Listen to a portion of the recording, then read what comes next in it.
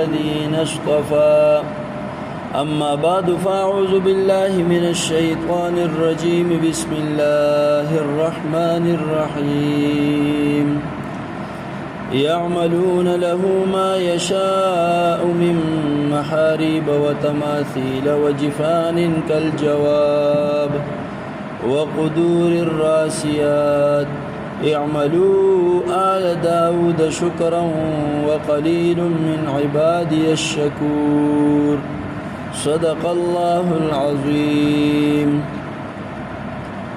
سورة سبا دویشتم سپارہ 14 نمبر آیت.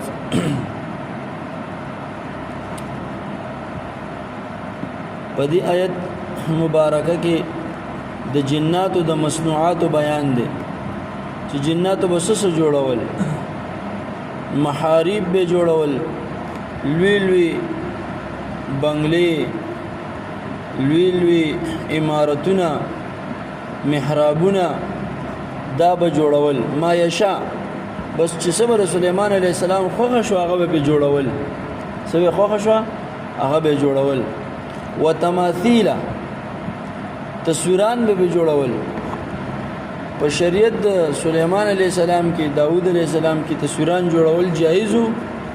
زمون په شریعت د محمد رسول الله صلی الله علیه وسلم په شریعت کې تصویران جوړول ناجایز او حرام دي. هغه کې جایز نو هغه غټ غټ تصویران به جوړول، مجسمه به جوړولې او ډیر ناشنا کاریګری به پای کې کوله. او یو عالم د شیخ الحدیث مولانا محمد زکریا رحمت الله علیه شاگرد او خلیفہ دی.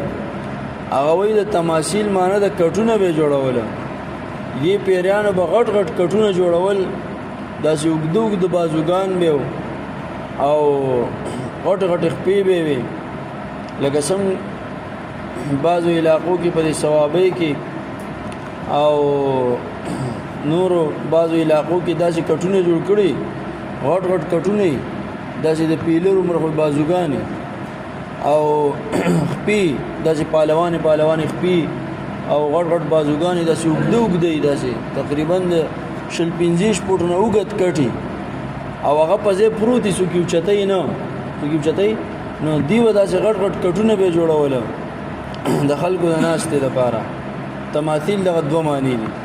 وجفان، جفان جمع د جفنتن نه، غټې کاسې به جوړولې. کل جواب، جواب د جابیتون جمع ده، تالاب ته وي، حوضونه ته وي، حوض کبیر ته وي. نو داسې غټې کاسې به جوړولې لکه تالابونو په شان غټې کاسې، پای کې به بیا سالن راچو د خلکو، ټولو خلکو په یو ځای خوړو. وقدور الراسیات، قدور جمع د قدرون ده، دیګ ته وي، دیګونه به جوړول. وي داسې غټ دیګونه جوړول چې خلکو د پدرمپۍ ورختل، خلکو د بس ورختل پدرمپۍ، داسې غټ دیګونه به. راسیات معنی قائمات، ولاړ به په خپل ځای باندې به پراته، چا به خوځولی نه شو.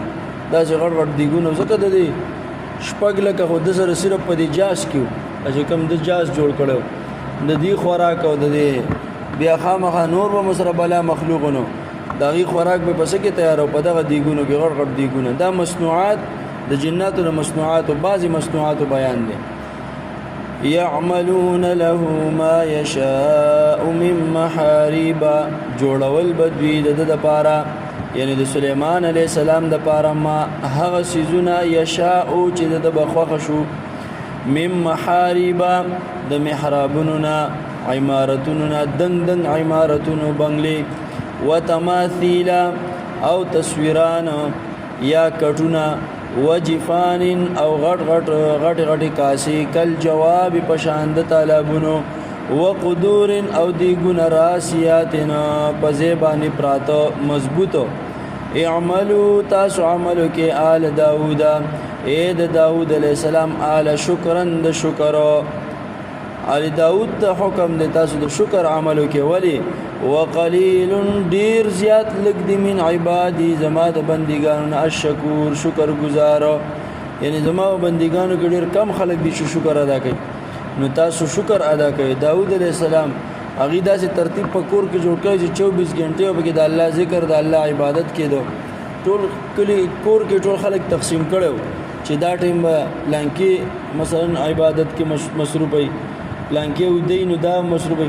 نو 24 غنټو کې به داسې ساعت نه داسې وخت بنو پښپا ورس کې چې څوک به د پکور کې عبادت کې نو مصروفه.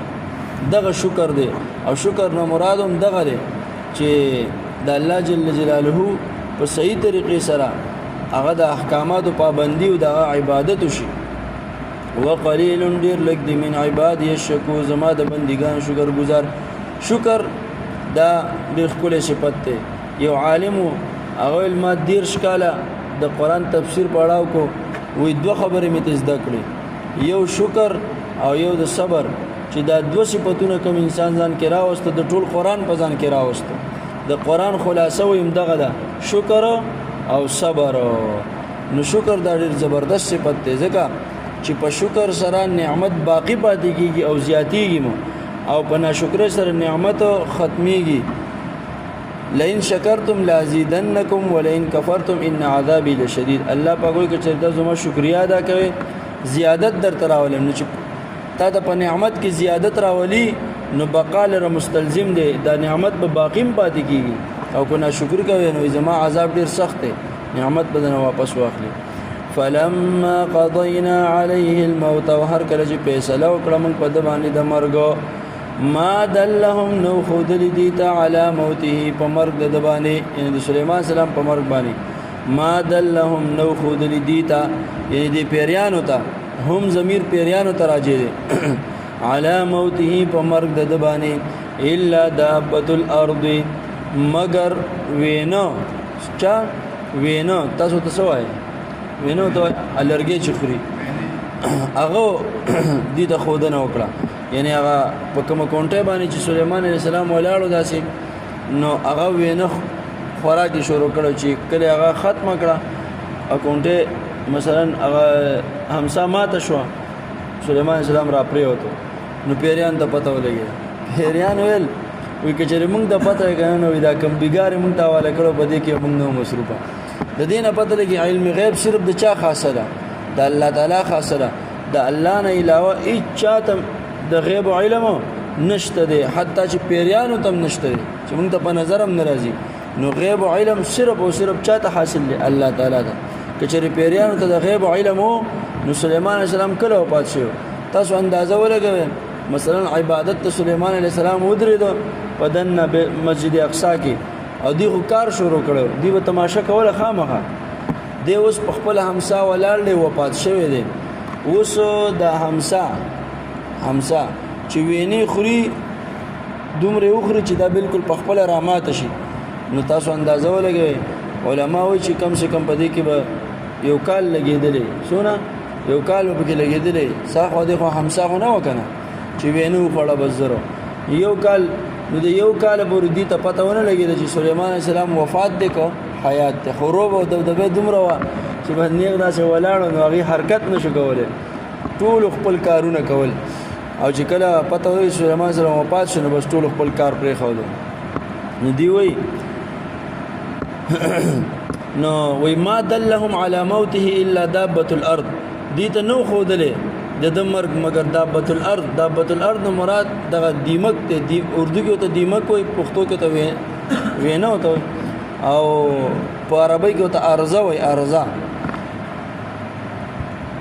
فلما قضينا عليه الموت هر کله چې فیصله وکړه موږ په د باندې د مرګ ما دلهم نو خودل دیت علی موته د مرګ الا دابة الارض مگر وینو تاکلو چې وی خړل من ساعته عصاه د همسا فلما خر اسقطا چرا پریوتو تبینت الجن ظهرت الجن خکارش پیریانو ته لو كانوا يعلمون الغيب کچرنه دوی يعلمون الغيب پویده په غیب باندې نو مال بسون دوی بنو پاتې شوی فی العذاب المهین په دې عذاب سپکون کې یعنی د اهانت ورکون کې عذاب کې بدینو پاتې شوی مطلب ته دغه بیګار دی چې کمکار او ته سليمان السلام علیه کړو نو که چېرې دې ته د غیب علم و نو دیو په دې کار کې نه و بلکې دا کار به په هغه وخت باندې پرېښی و. خلاصه د دواړو آیتونو دا شوه چې په لومبي آیتونو کې مصنوعات د جناتو ذکر شو او ورپسې په آخر کې د شکر حکم دی چې تاسو د الله جل جلاله شکریا ادا کړئ ځکه په شکر سره نعمت سیوا کیږي نعمت باقی پاتې کیږي. او د دویم آیت خلاصه دا شوه چې د غیب علم صرف او صرف الله تعالی ته دی د الله نه علاوه هیڅ چاته د غیب علم نشته. الله جل جلاله دغه عقیده زموږ سمه کی او د شکر صفت موږ تاسو په ټولو کې پیدا کی. واخر دعوانا الحمد لله رب العالمين. سبحانك اللهم وبحمدك أشهد أن لا إله إلا أنت أستغفرك وأتوب إليك. سبحان ربك رب العزة عما يصفون وسلام على المرسلين والحمد لله رب العالمين. آمين.